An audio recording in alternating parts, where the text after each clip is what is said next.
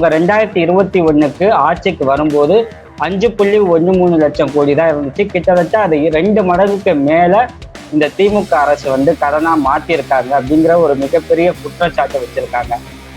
அம்பானிக்கே கடன் இருக்கு. கடன் வாங்காமல் இருக்கிற நாடுகள் எது? ஏதாவது ஒரு நாடு சொல்லுங்க. நான் வந்து லாபகரமா நீ என்ன பெட்டி கடன் நடத்துறியா?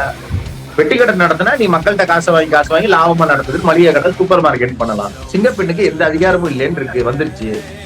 அப்ப என்ன சும்மா ஊரை ஏமாத்துறதுக்காரு? பழைய ஆளுங்கட்சியை குற்றம் சொல்லிட்டு இருக்கே, உனக்கு வெக்கமா இல்லையான்னு கேட்கணும்.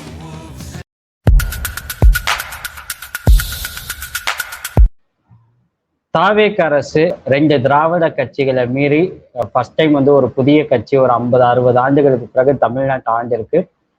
இந்த கட்சி பிரச்சாரத்திலேயே தீர்க்கமா எதிர்த்த ஒரே கட்சி திராவிட முன்னேற்ற கழகம். வேற எந்த கட்சியை பத்தி அவங்க பெருசா பேசவே இல்லை. அப்படி இருக்கும்போது ஆட்சிக்கு வந்த பிறகும் திமுக மீதான அந்த தாக்குதல் வந்து தாவேக கண்டினியூவா பண்ணிக்கிட்டே இருக்கு.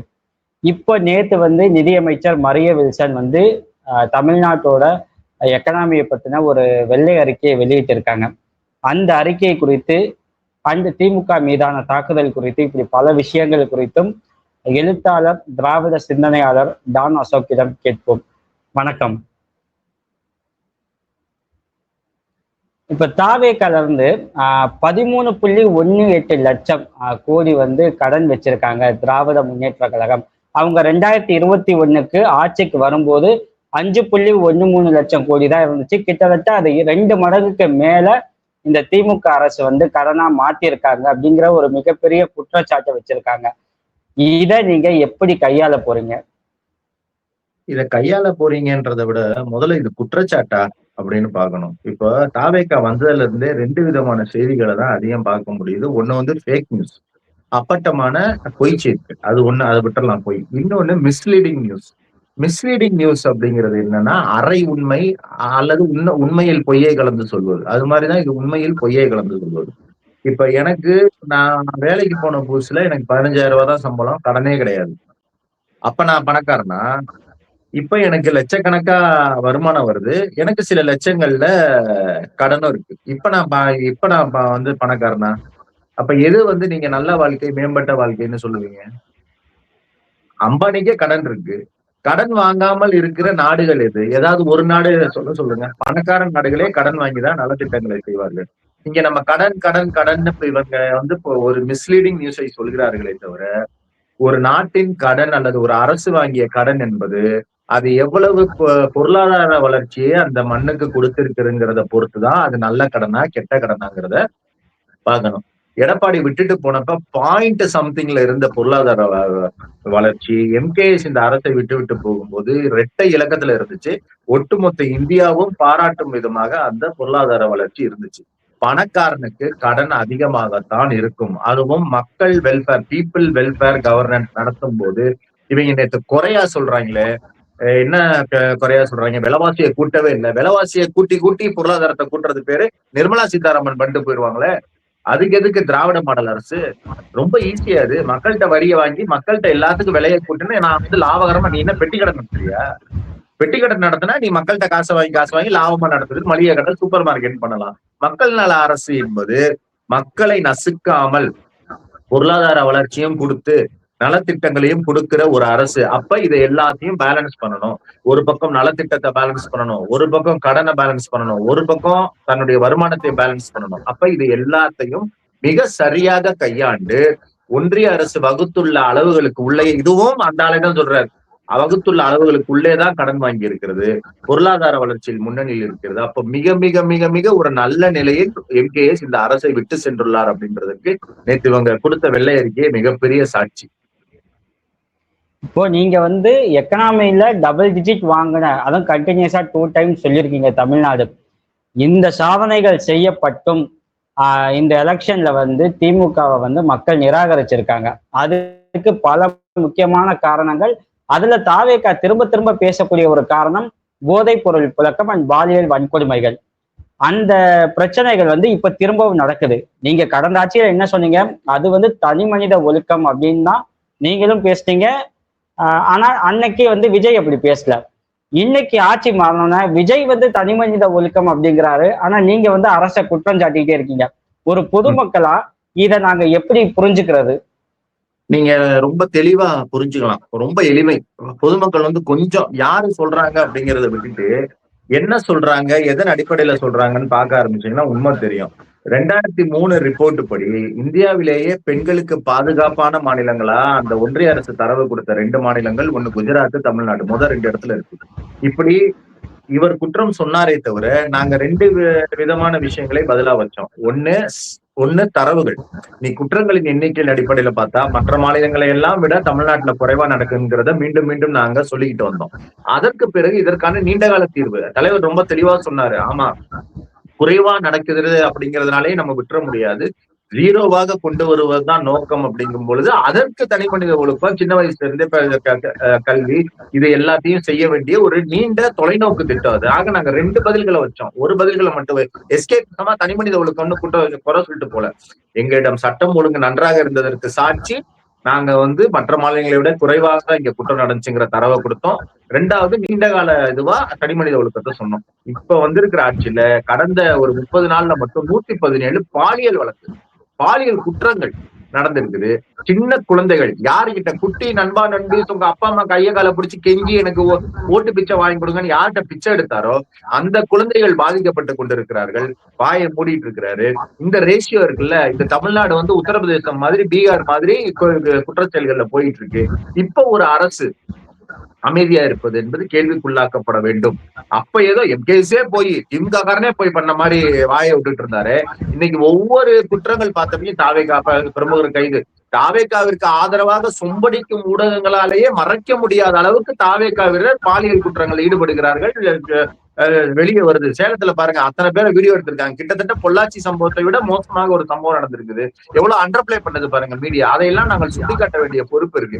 இதற்கெல்லாம் அடிப்படை காரணம் யாருன்னு கேட்டா விஜய் என்கிற தனி மனிதன் தான். ஏன்னா முதல்ல தன்னுடைய கட்சிக்காரர்களுக்கு நீ வந்து தனி மனித ஒழுக்கம் தான் முக்கியம் அப்படின்னு சொல்றியே சமூகத்துக்கு, உன் கட்சிக்காரர்கள் ஆன்லைன் அபியூசர்களாக, இன்னைக்கு கூட எதிர்கட்சி தலைவர் அருமையான வார்த்தையை யூஸ் பண்ணாரு, வெர்ச்சுவல் அபியூசர்ஸா இருக்காங்களே, அவங்களுக்கு ஒரு அட்வைஸ் சொல்லியிருக்காரா இது வரைக்கும்?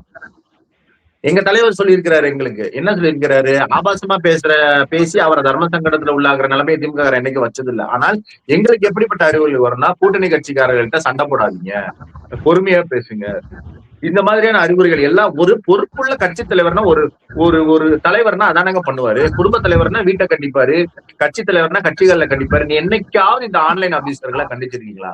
இன்னைக்கு வரைக்கும் ஒரு குழந்தை இறந்துருச்சுன்னு யாராவது நியூஸ் போட்டா கதறுன்னு போய் கமெண்ட் போடுறானே, அப்ப இவன் வந்து பாலியல் குற்றம் செய்யாம என்ன பண்ணுவான்? அப்ப ஒரு கரப்டட், ஒரு ஒரு ஒரு இன்காம்படென்ட், ஒரு அறிவீனமான ஒரு அரசை இன்றைக்கு விஜய் வந்து நடத்தி கொண்டிருக்கிறார். அப்ப இதை கேள்விக்குள்ளாக்காமல் என்ன பண்ண முடியும்? ஆக இந்த திமுக தாவேகா ஒப்பீடு என்பதே ரொம்ப ரொம்ப ரொம்ப மோசமான, மலைக்கும் இதுக்குமான ஒரு ஒப்பீடு மாதிரி. இதை வந்து தயவு செஞ்சு பண்ணாதீங்க. இதை நான் சும்மா திமுகனா என்ன தெரியுமா, அது தெரியுமா, திமுகனா கும்ப அப்படிலாம் நான் சொல்லல. நான் எங்களுக்கு வந்து வெறும் தரவு அடிப்படையில் சொல்றேன். முழுக்க முழுக்க தரவின் அடிப்படைகள்ல 2 விஷயங்க. பொருளாதார வளர்ச்சியில 2 இலக்கு.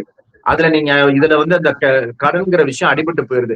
பெரிய வளர்ச்சி இருந்தா பெரிய கடன் இருக்கும். இந்தியாவிலே அதிக கடன் வச்சிருக்கு யாரு? அம்பானி தான் வச்சிருப்பாரு. இது வந்து சின்ன ஒப்பீட்டுக்காக சொல்றேன். இப்ப உத்தரப்பிரதேச கடன் வாங்கியிருக்கு அப்படின்னா அதற்கு வந்து வருமானம் கிடையாது. அதனுடைய கடனை பேட் லோன் சொல்லலாம். லோன்ஸ்லேயே குட் பேட் இருக்கு. நம்ம வாங்குறது எதுக்கு தேவையில்லாம கடன் வாங்குறேன்னு கேட்பாங்க. நம்ம வீட்டுல கடன் வாங்கினா அதுவே ஒரு வீடு கட்டவோ இல்லைன்னா ஒரு வீட்டை எக்ஸ்டெண்ட் பண்ணவோ வேற ஏதோ உருப்படியான விஷயத்துக்கு பண்ணவோ நம்ம கடன் வாங்கினா வீட்டுல இருக்கிறவங்க அதை வந்து நல்ல கடனை பார்ப்பாங்க, பேங்கே கொடுப்பாங்க. இப்படிப்பட்ட கடனை தான் தமிழக அரசு எம்கேஎஸ் ஆட்சியில வாங்கி இருக்குது. ஒண்ணு, இதுல இருந்து கடன் மேட்டர் போயிடுச்சு. 2வது, இந்த சட்டம் ஒழுங்குக்கு நாங்க தெளிவாக புள்ளி விவரங்களை கொடுத்திருக்கிறோம். ஒன்றிய அரசு உங்களுடைய கூட்டணி இருக்கே, யாருகிட்ட போய் கெஞ்சுறீங்களே? இன்னைக்கு ஆளுநர் உங்களுக்கு நீங்க எழுதி கொடுத்தத வரி மாறாம பாராட்டினாரு ஆளுநர். அந்த ஆளுநருடைய பாஜக வந்து கொடுத்ததுதான் தமிழ்நாடு பாதுகாப்பான மாநிலம் என்கிற அறிக்கை. அதுவும் இருந்துச்சு. இப்ப என்ன நிலைமையில இருக்குது? அப்ப 2ஐயும் ஒப்பிடுவதே ரொம்ப ரொம்ப தவறு.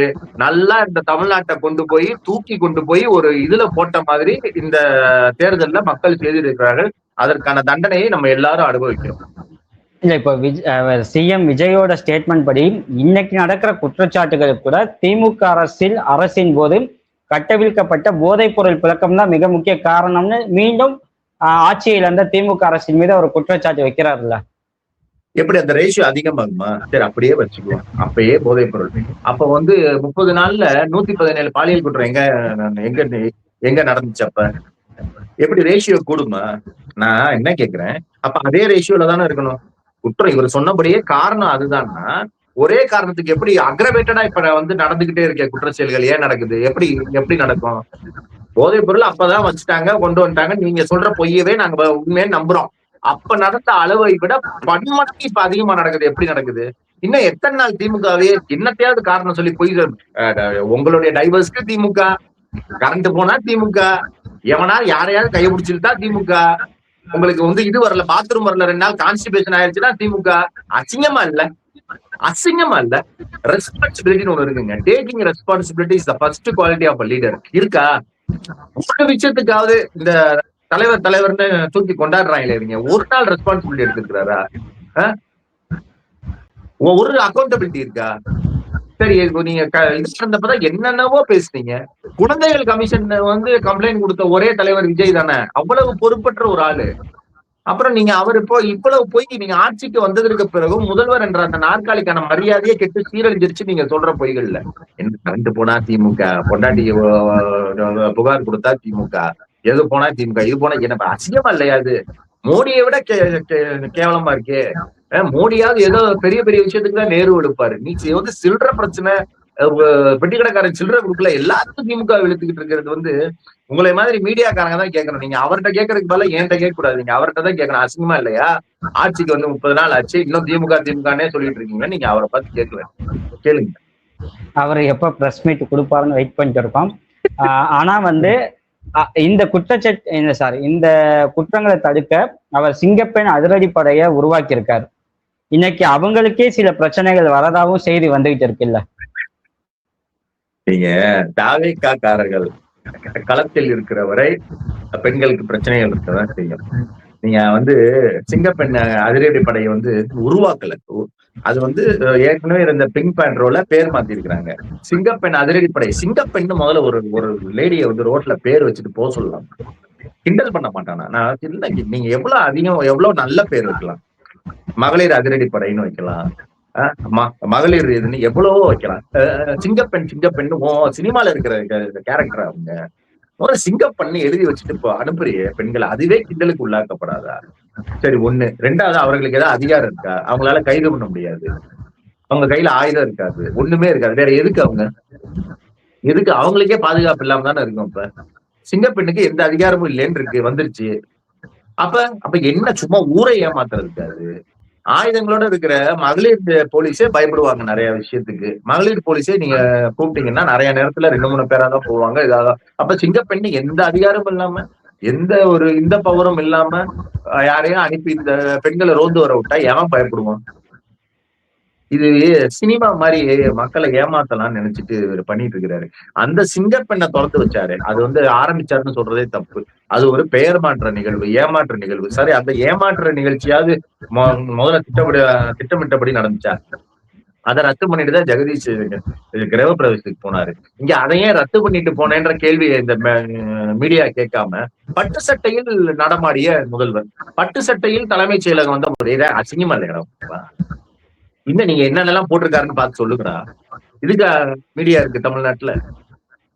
அப்புறம் இந்த நாட்டுல இப்படி ஒரு முதல்வர், இப்படி ஒரு கையாலாகாத மீடியா இருந்தா குற்றவாளிகளுக்கு தைரியம் வராம என்ன பண்ணும்? நான் மீண்டும் மீண்டும் ஒப்பிடுவது, நீங்க இதெல்லாம் ஒண்ணும் பெரிய இந்த ரகசியம் இல்லைங்க. ஒரு கேவலமான அரசு வந்தா கேவலமான குற்றவாளிகளுக்கு தைரியம் வரும், வெளியே வருவாங்க. மோடி வந்த உடனே எப்படி இந்த மாட்டுக்கறி கொலைகள் அதிகரிச்சிச்சு? எப்படி அதிகரிச்சிச்சு? ஏன்னா அவங்களுக்கு சப்போர்ட்டிவா ஒரு கவர்மெண்ட் இருக்கு. அப்ப வெர்ச்சுவல் அபியூசர்ஸ்க்கு சப்போர்ட்டா ஒரு கவர்மெண்ட் இருக்கு. தன் வீட்டு பெண்ணையே ஐட்டம்னு சொல்றவன வேடிக்கை பார்க்கிற ஒரு அரசு இது. அப்ப குற்றவாளிகளுக்கு எல்லாம் திமிரு வராதா? இது வந்து பொறுக்கிகளின் ஒரு இதா இருக்கு. அவர்களுக்கு எல்லாம் தைரியம் கொடுக்கிற ஒரு அரசாக செயலற்று இருக்கிறது. அப்புறம் நீ சிங்கப்பெண்ணு ஆரம்பி, புலி பெண்ணு ஆரம்பி, புலின்னு ஒரு படம் நடிச்ச, புலி பெண்ணுன்னு ஒண்ணு ஆரம்பி. அதனால எப்படி குறையும்? பேர் வச்சா இது குறைஞ்சிருமா? இது என்ன இந்த ஆட்டோல கண்ணாடி எடுத்துருக்குன்னா ஆட்டோ ஓடுமா? அது மாதிரி அது இல்ல. இப்போ பலன் கிடைக்காது. தமிழ்நாட்டுல 60 வருஷத்துக்கு அப்புறம் ஒருத்தர் புதுசா ஆட்சிக்கு வந்திருக்காரு. ஒரு 6 மாசம் அவகாசம் கூட கொடுக்காம கண்டினியூஸா நீங்க வந்து அவரை குற்றம் சாட்டிக்கிட்டே இருக்குது, அவரை ஒரு நெருக்கடிக்கு உள்ளாக்குறது நிர்வாகத்தை சீர்குலைக்காதா? ஏன் 2500 கொடுக்கலன்னு கேட்டோமா? ஏன் 6 சிலிண்டர் கொடுக்கலன்னு கேட்டோமா? இந்த மாமேஞ்சீர்னு இது பண்ணி வாக்குறுதி கொடுத்தீங்க, ஏன் கொடுக்கலன்னு கேட்டோமா? தாய்மாமன் சீர் கொடுக்குறேன், நீ ஏன் கொடுத்த? நீ சொன்ன வாக்குறுதியில ஏதாவது ஏன் நிறைவேற்றலன்னு கேட்டோமா? 6 மாசம் ஹனிமூன் பீரியட்னு சொல்றது வாக்குறுதிகளை நிறைவேற்றுவதற்கு, பொய் சொல்லிக்கிட்டு இருக்கிறதுக்கு, டெய்லி ஃபேக் நியூஸ் போட தெரியுது.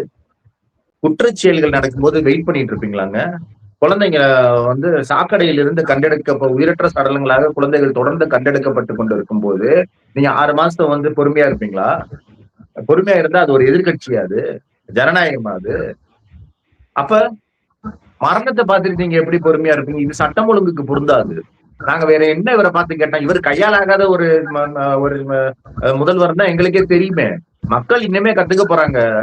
இந்தவே ஆடுவே அதான் வந்தவொடனே கரண்ட், உனக்கு கோடை காலத்துல எக்ஸ்ட்ரா கரண்ட் வாங்கணும்னே தெரியலையே உனக்கு.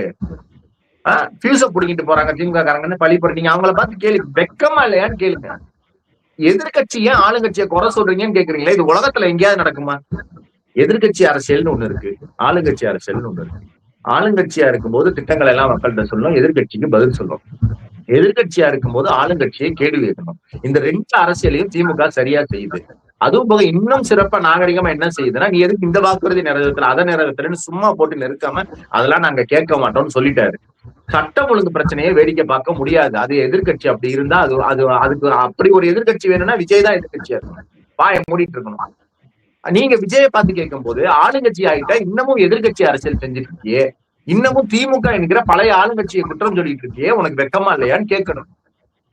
அதை விட்டுட்டு எதிர்கட்சி இந்த ஒரு வினோதம்லாம் தமிழ்நாட்டுலதான் நடக்கும். திமுகவை பார்த்து நீ ஏன் கேள்வி கேட்கறன்னு என்ன அர்த்தம்? திமுக கேள்வி கேட்கறதுனாலதான் கொஞ்சமாவது இங்க அக்கௌண்டபிலிட்டி இருக்கு. இல்லைன்னா தறிக்கட்டு அல்ல இவங்க வந்து ஆடிட்டு இருப்பாங்க. சேலத்துல வீடியோ எடுத்த மாதிரி ஒவ்வொரு மாவட்டத்திலையும் தாவகைக்காரங்க வீடியோ எடுத்து ஆபாச வீடியோக்களை எடுத்துட்டு இருப்பாங்க, பெண்களை மிரட்டி. அப்ப திமுக மிகச்சரியாக செயல்படுகிறது. மக்களுக்கு வந்து இப்ப நல்லா தெரிஞ்சிருக்கும், தாங்கள் யாரை தேர்ந்தெடுத்தோம், யாரை தவற விட்டோம் என்பது தெள்ள தெளிவாக தெரிஞ்சிருக்கும்.